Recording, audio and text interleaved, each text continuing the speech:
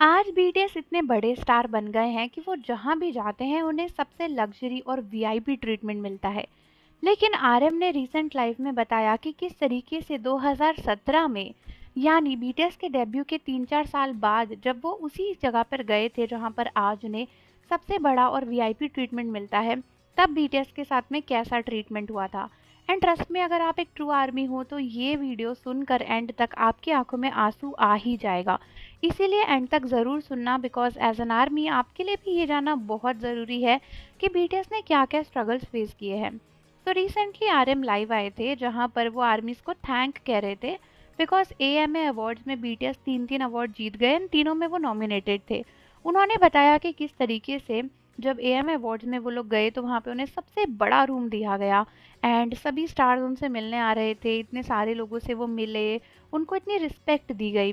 वहीं पर आरएम बोले कि जब मैं वहाँ पे था एएमए में और ये सब चीज़ें देख रहा था, तो मुझे अपना स्ट्रगल याद आ रहा था। मुझे वो वक्त याद आया जब हम सबसे पहली बार एएमए गए थे।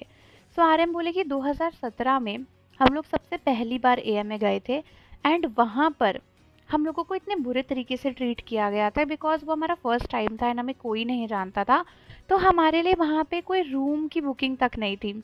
आरएम ने बताया कि हमारे पास कोई रूम नहीं था कुछ भी प्रिपेयर करने के लिए, एंड हमें अपना मेकअप भी ना, जो रूम्स के बीच में हॉल जा रहा होता है ना, रास्ता जा रहा होता है, कॉमन एरिया जा रहा होता है, वहाँ पे खड़े होके करना पड़ा था। एंड खुद ही हम लोगों ने अपना मेकअप वगैरह ठीक किया, सब चीज़ें करी, बिकॉज हमें परफॉर्म भी करना था।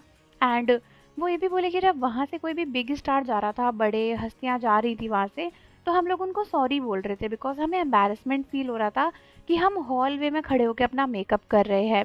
एंड वहीं से अगर मैं आज देखूं तो आज हम एएमए गए एंड हमें सबसे बड़ा रूम मिला, वहाँ पे सारे स्टार्स हमें आके मिल रहे थे, स्टाफ इतना काइंड था।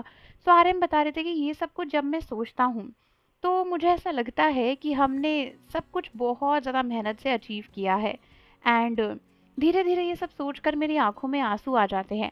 एंड ट्रस्ट मी आर्मीज, जब मैंने ये बात सुनी तो मुझे इतना इमोशनल फील हुआ, बिकॉज बीटीएस ने सिर्फ और सिर्फ अपनी सक्सेस से सब कुछ अचीव नहीं किया है, उनका लक, उनका हार्ड वर्क, सब कुछ साथ में काम किया।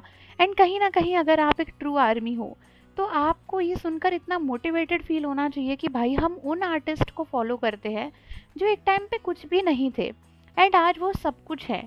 लोग भले ही बोले कि बीटीएस ओवररेटेड है, बीटीएस में ऐसा क्या खास है एंड ऑल दैट, बट हम एज एन आर्मी जानते हैं कि हमारे बीटीएस इस दुनिया के सबसे अच्छे आर्टिस्ट हैं।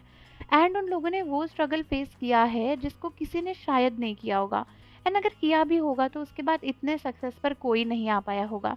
सो बीटीएस ने अपनी मेहनत से जो अचीव किया है वो सच में बहुत ही ज़्यादा काबिलिए तारीफ है। एंड एज एन आर्मी आपको भी मोटिवेट होना चाहिए अपने सक्सेस को पाने के लिए, कि जैसा भी आप अपनी लाइफ को चाहते हो उसके लिए आप मेहनत करो बीटीएस की तरह, एंड आपको डेफिनेटली वो मिलेगा। सो मुझे कमेंट्स में बताओ कि ये वीडियो आपको कैसी लगी एंड क्या आपकी आंखों में भी आंसू आए या फिर नहीं। जाने से पहले चैनल को सब्सक्राइब कर दो, बेल आइकन प्रेस कर दो। मिलते हैं आपसे अगली वीडियो के साथ।